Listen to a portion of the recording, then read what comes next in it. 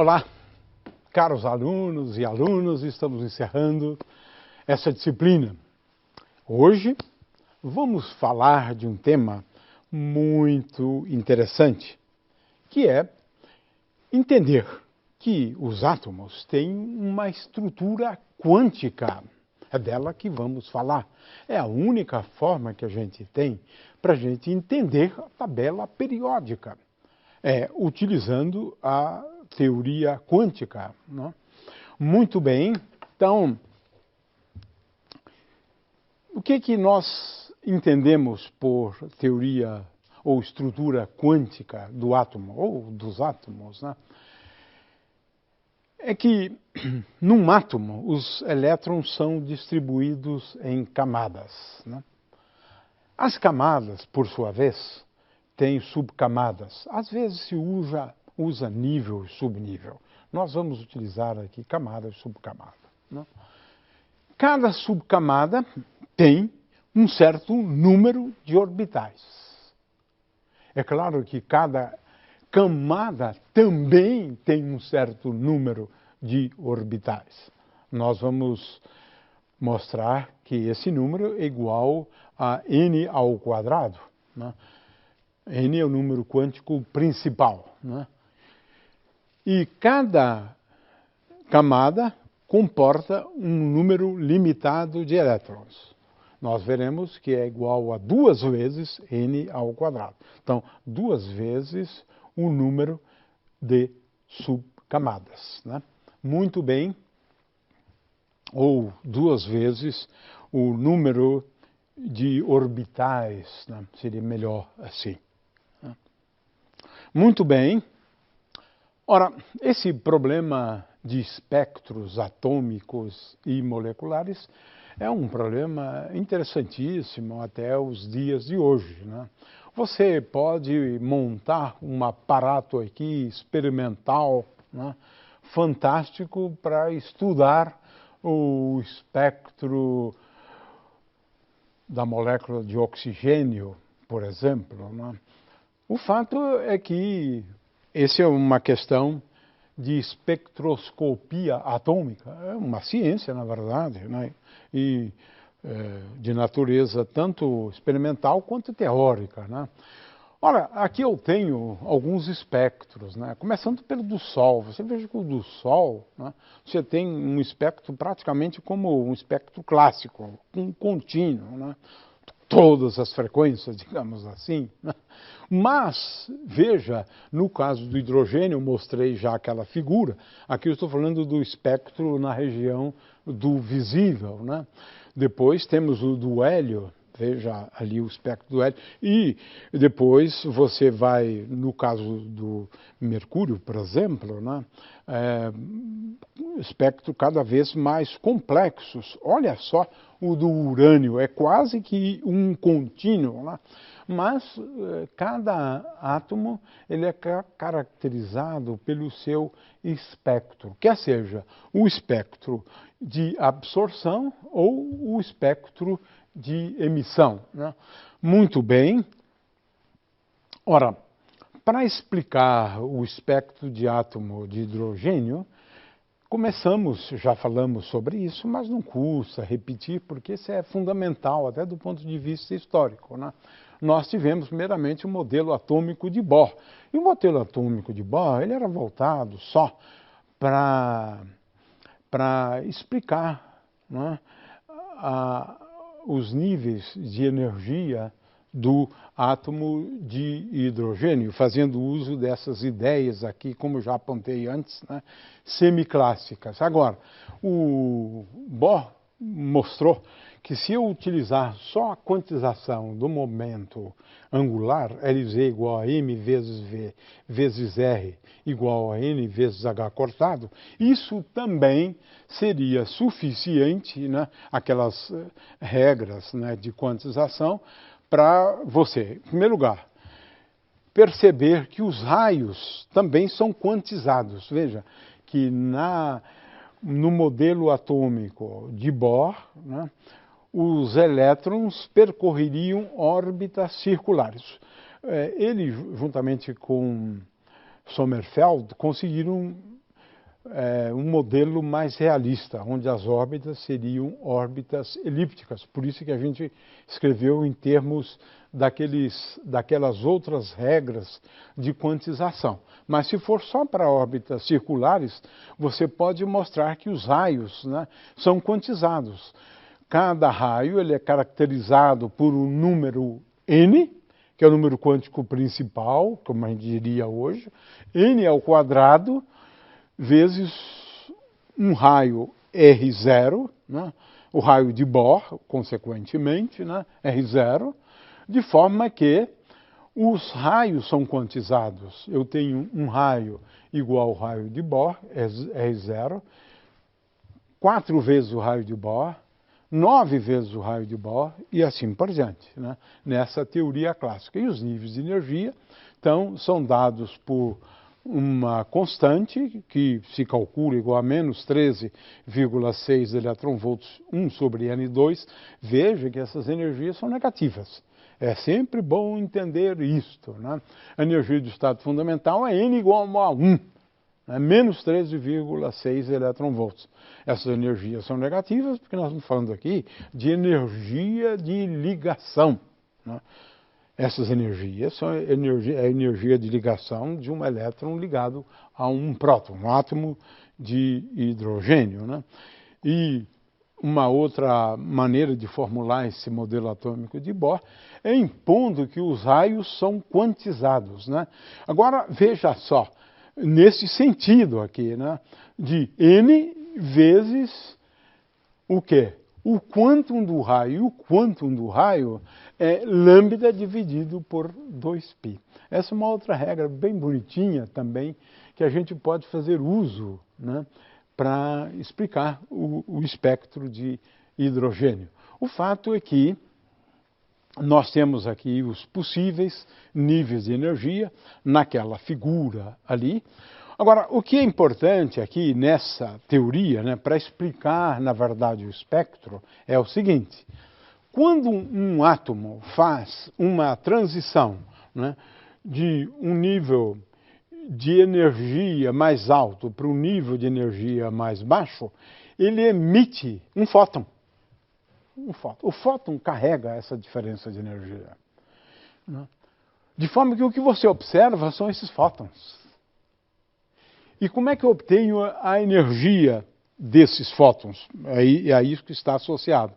Ora, quando ele faz uma transição de um nível de energia para energia mais baixo, então eu posso associar a comprimento de onda da luz, né, ou da radiação eletromagnética dessa forma. 1 sobre lambda é igual a 0 sobre hc, né, e agora as diferenças de energia. Na verdade, estou calculando as diferenças de energia, que eu escrevo como sendo Ry, era uma constante muito importante na espectroscopia antiga do átomo de hidrogênio, conhecida como constante de Heidelberg, né? Então, essa constante 1 sobre M2 menos 1 sobre M2. Ou seja, você pode ter transições de todos os níveis para o primeiro nível, que é o estado fundamental. Isso me leva a uma série, né? De forma que antigamente se conhecia um conjunto de séries, na verdade, né? E essa teoria explica a existência, em primeiro lugar, dessas séries. Eu tenho uma primeira série, onde eu tenho transições de todos os níveis para o nível fundamental. Eu tenho uma segunda série associada a transições de todos os níveis para o primeiro nível excitado, N igual a 2, né? Finalmente uma terceira série de transições para o segundo nível excitado, N igual a 3, portanto, tenho aqui então uma terceira série, e isso era o que se observava, né? De forma que, com isso e com a hipótese de Bohr, de que ao fazer uma transição de um nível mais excitado para um nível de energia mais baixo, o átomo emite um fóton. Esse fóton vai compor a radiação que é observada. Então, é o espectro dessa radiação que você observa, né? Muito bem. Então, aqui tem uma figura, né, que ilustra isso, né, onde eu tenho, por exemplo, a possibilidade, né, de transições, né, aí tem espectro de absorção, de emissão e assim por diante, né? Mas o fato é que eu tenho primeiro a série de Lyman, que envolve então transições para o nível de energia do estado fundamental, N igual a 1, a série de Balmer, né, para o primeiro nível excitado, então eu tenho transições desse nível para o primeiro excitado, e claro, tenho também possibilidade agora, né, de falar de absorção também. Nesse caso, a transição se dá ao contrário, absorve e vai para um nível excitado. A série de Paschen e assim por diante. E isso é o que você observa, então, experimentalmente, né? E com base no modelo atômico de Bohr. Temos aqui também a possibilidade de quantização dos raios, né? E a gente já explicou essa questão aqui da quantização dos raios. Só alguns raios seriam permitidos, mas veja que aqui estamos falando da teoria semiclássica. E a teoria semiclássica, ela de fato me levava à quantização da componente Z do momento angular e também, né, dos níveis de energia do átomo de hidrogênio. Agora, veja, o problema envolvendo átomos com mais de um elétron é muito complicado. Muito complicado. Resolver uma equação de Schrödinger, né, para um potencial que depende das posições de duas partículas, dois elétrons, agora estamos falando de coisas difíceis, na realidade. Na verdade, um problema de três partículas, né, a rigor, né, porque precisa levar em conta os dois elétrons e mais um próton. Escrever uma equação, né, de Schrödinger para três partículas, a função de onda dependeria de R1, R2 e R3. R1, posição do elétron, R2, posição do segundo elétron, por exemplo, né? E, finalmente, a posição do próton. Agora, você imagine um átomo complexo como o de urânio. É impossível escrever, quer dizer, escrever é fácil. Agora, resolver e determinar os níveis de energia, aí é um outro problema. É melhor recorrer aos métodos experimentais, né? O fato é que a gente quer chamar a atenção é o seguinte, que o átomo tem uma estrutura quântica. Por quê? Em primeiro lugar, é bom que se entenda isso muito bem. A estrutura, né, quântica a qual me refiro é também uma questão de explicar a tabela periódica. Explicar a tabela periódica.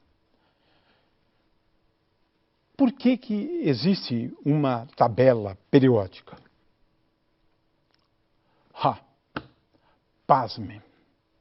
A tabela periódica é uma consequência de uma propriedade só, de um atributo do elétron.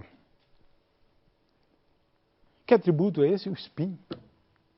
É isso. As pessoas nunca pensam nisso, mas na realidade, a tabela periódica é uma consequência do fato de que o elétron, uma partícula elementar, ela tem um atributo conhecido como atributo spin. E o spin do elétron é igual a meio. Então, a tabela periódica é uma consequência do fato de que o elétron é uma partícula que tem spin meio. É uma partícula fermiônica. Ora, por quê? Porque para essas partículas vale um princípio conhecido como o princípio da exclusão de Pauli. Vamos explicar aqui o que é esse princípio da exclusão de Pauli, né? Mas se aplica a partículas de spin meio. O fato de que os elétrons têm spin meio. É isto. essa é a origem da estrutura quântica. Essa é a origem, é a explicação para a tabela periódica. O que significa, então, esse princípio? Vamos lá. Vamos começar aqui pelos estados dos elétrons. O primeiro elétron tem um estado com números quânticos N1, L1, M1. O segundo elétron, num átomo, tem números quânticos N2, L2, M2. O terceiro, por exemplo, no caso do átomo de cobre, tem 29 elétrons, né? O 29º elétron tem números quânticos N29, L29, M29. É isso. Cada elétron, né, tem o seu estado caracterizado por um conjunto de números quânticos. Vamos começar com 3, porque a rigor tem que levar em conta também o spin do elétron, que é um quarto número quântico. Mas vamos começar com esses 3. De acordo com o princípio da exclusão de Pauli, pelo fato dos elétrons serem partículas dotadas de spin meio, você não pode ter 2 elétrons com os mesmos números quânticos. É isso? Não pode. O princípio de exclusão de Pauli exclui essa possibilidade, por isso tem esse nome. Então, esses números quânticos aqui, todos têm que ser diferentes. Agora a gente começa a entender os átomos, graças ao princípio de exclusão de Pauli. Por exemplo, considere, né, a possibilidade de você ter, né, digamos, 4 elétrons num átomo. Né? Ora, esses números quânticos 1, 0, 0, um elétron pode ter. O segundo também. Por quê? Porque a diferença está no estado de spin. De forma que, em princípio, levando só em conta esses 3 números quânticos, você pode ter 2 elétrons tendo. Mas, de forma alguma, o terceiro não pode ter esses números quânticos. Nem o quarto, nem o quinto, nem o 10º, nenhum deles, né, pode ter esses números quânticos. Né? Pauli excluiu essa possibilidade. Muito bem, então vamos lá. Número quântico principal, é o que caracteriza, né, o nível de energia de um elétron qualquer, pode ser do átomo de urânio, não importa. Né? O nível de energia é especificado pelo número quântico N, como fizemos no caso de átomo de hidrogênio. Isso é que era mais fácil, né? A energia N é igual a menos 13,6 eletronvolts dividido por N2. Isso já não é tão simples no caso de um átomo, porque a coisa aqui é complicada. Mas N é o nível de energia. Num determinado nível de energia, associado ao número quântico principal N, você pode colocar até 2 vezes N2 elétrons nesse nível de energia. A gente vai provar isso, né? É assim que a gente vai... Está um pouco cedo ainda para a gente provar isso, mas a gente vai provar. 2 vezes N ao quadrado de elétrons, né, num determinado nível de energia. Né? Então nós vamos chamar, né, uma camada de um nível de energia. A mesma coisa, como eu disse antes, nível e subnível, camada, subcamada, são nomes que a gente usa indistintamente. Né? Muito bem, então vamos começar pelas camadas. Né? Eu tenho então um certo número de camadas. Né? A camada 1, em geral, se indica com a letra K, a camada 2 com L, a camada 3 com M, a camada 4 com N, 5 com O e assim por diante. Né? Então temos aqui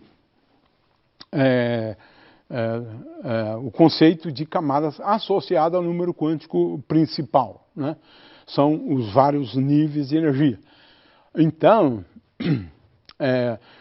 os elétrons são distribuídos, né, nas camadas de um átomo. Então, no caso de um átomo de cobre, né, você veja que a primeira camada você pode ter 2 vezes N igual a 1, 2 vezes 1, 2 elétrons, 2 vezes N agora igual a 2, 4 vezes 2, 8 e assim por diante. É só uma questão de ir fazendo contas, né? Muito bem, 18 é o próximo e assim por diante. Muito bem. Agora temos as subcamadas. O que são as subcamadas ou subníveis? Eu agora considero esse outro número quântico, que é o L minúsculo. Esse número quântico, ele especifica, na verdade, os valores possíveis, né, do momento angular ao quadrado. L ao quadrado igual a H cortado vezes L mais 1. Mas L, ele é maior ou igual a zero, sim, pode ser igual a zero, né, e menor ou igual a N menos 1. N é o número quântico principal, né? E aqui tem já uma nomenclatura aqui histórica, né? L igual a zero chamamos de S, L igual a 1 de P, né? Subnível D, F, G e H, para os vários valores, né, de L, 0, 1, 2, 3, 4, aí assim por diante. Muito bem, então temos aqui uma indicação, né, das subcamadas utilizando essas letras também, mas também se pode mencionar os valores de L, de uma forma inteiramente equivalente, né? Muito bem, então temos aqui que L2, né, pode assumir só esses valores, já vimos isso estudando, analisando a equação de Schrödinger, né, que L ao quadrado pode assumir só esses valores. É curioso isso, né? O L ao quadrado, né, que é essa esfera aqui, pode assumir um valor que é igual a zero, 2, né, e depois 6 e assim por diante, L ao quadrado, né? Curioso que o spin é a mesma coisa. O spin ao quadrado de cada elétron é H cortado vezes o spin S meio, né, mais 1. É a mesma regra que a gente tem ali em cima, né? Muito bem. Agora nós vamos falar de orbitais, né? Esse L aqui é um número quântico que muitas vezes é denominado de azimutal, né? Agora, LZ, já dissemos isso antes, né, é igual a H cortado vezes M, às vezes se coloca um Lzinho aqui, um índice L, né, onde esse Lzinho é para lembrar que esse número quântico magnético, ele tem valores entre menos L e L, ou seja, 2 vezes L mais 1 valores. E para cada valor de ml, nós estamos falando de um orbital. Temos, portanto, 2 vezes L mais 1 valores dos orbitais, né? Ora, devemos também levar em conta o número quântico de spin. E o spin, num átomo, ele pode ter uma componente Z, que é igual a mais H cortado sobre 2, ou uma componente Z de menos H cortado sobre 2. É uma grandeza quantizada. De forma que a gente precisa levar em conta, na realidade, os valores possíveis, né, do número quântico de spin, né, que pode assumir só 2 valores, né? Muito bem. Agora aqui temos uma continha que é relativamente simples, né? N ao quadrado se pode demonstrar que é igual à soma de 2L mais 1, L indo de 0 até N menos 1. Ou seja, o que nós temos aqui? O número de orbitais possíveis. Por exemplo, N igual a 1, eu tenho como única possibilidade o valor L igual a 0. Se eu tenho N igual a 2, eu tenho como possibilidade o valor 0 e o valor 1. De forma que N ao quadrado, que é 4, é igual a 1, mais 2 vezes 1, mais 1, que é 3, 3 mais 1, 4. E você pode, então, fazer a conta. Ou seja, N ao quadrado é igual ao número de orbitais, na verdade. Agora, para cada orbital, eu ainda tenho 2 possibilidades associadas às possíveis orientações do spin da partícula.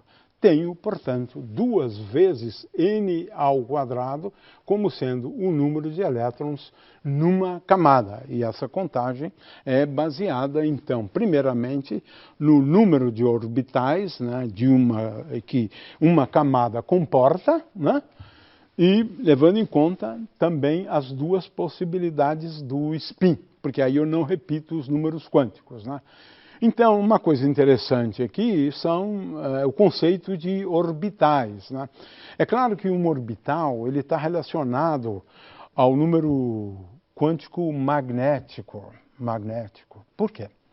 Na realidade, os orbitais você tem que levar em conta que a função de onda é um produto de uma função só de R e uma função que depende só de θ e φ. Portanto, veja, o módulo de π ao quadrado envolve o quadrado das funções harmônicas esféricas, né? As funções harmônicas esféricas e os harmônicos esféricos, né? Então, é isso que faz a diferença, porque agora a probabilidade depende além da distância dos elétrons até o núcleo, ela depende também dos ângulos θ e φ, e principalmente do ângulo φ, né? Isso é importante. Daí é que você encontra que os elétrons podem ser encontrados, né, com maior probabilidade em certas regiões do que em outras regiões. E essa probabilidade, claro, depende da distância do elétron até o núcleo e depende também dessas variáveis angulares. E quando você calcula essa amplitude ao quadrado, você encontra figuras como estas aqui, que representam regiões, na verdade, onde você encontra um elétron com maior probabilidade, né, e regiões onde você encontra o elétron com menor probabilidade, né? E é isso, então, que é o conceito de orbitais. Você troca o conceito de órbitas por conceito de orbitais. Então, resumindo, os estados possíveis de elétrons em átomos, eles, na verdade, levam em conta o número quântico principal associado à energia, o número quântico L associado ao momento angular, componente Z do momento angular e o spin. Agora, nenhum elétron pode ter esses 4 números quânticos iguais, princípio da exclusão de Pauli. Consequentemente, a consequência disso é isso, né? Na realidade, a tabela periódica, né? Porque para n igual a 1, você pode ter L igual a 0, né?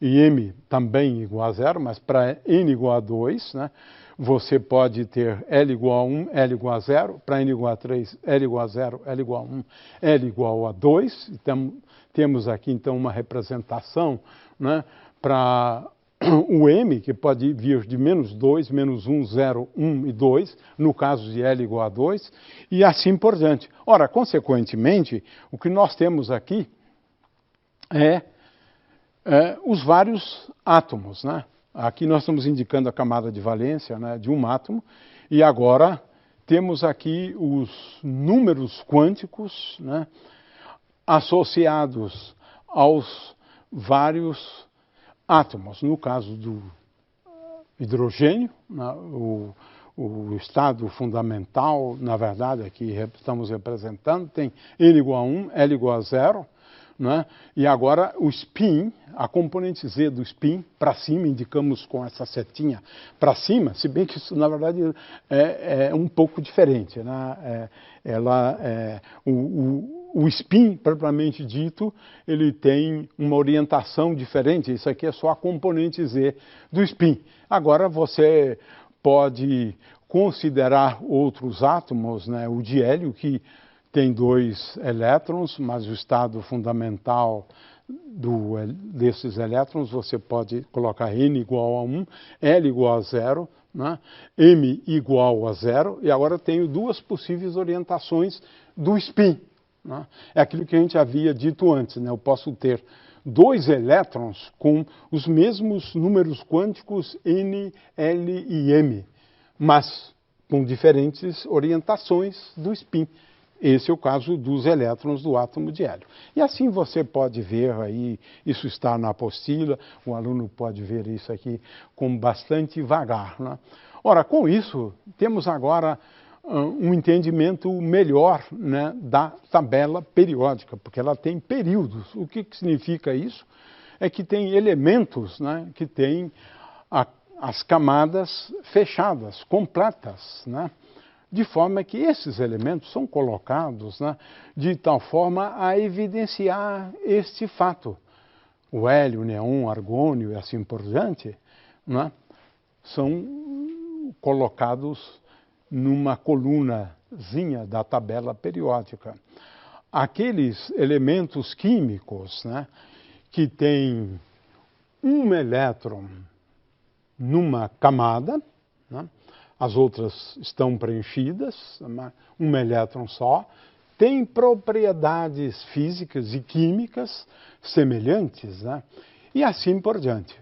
Ou seja, a tabela periódica resulta dessa estrutura quântica do átomo, que por sua vez tem como base o fato de que elétrons têm spin meio e, portanto, os elétrons num átomo não podem ter os mesmos números quânticos.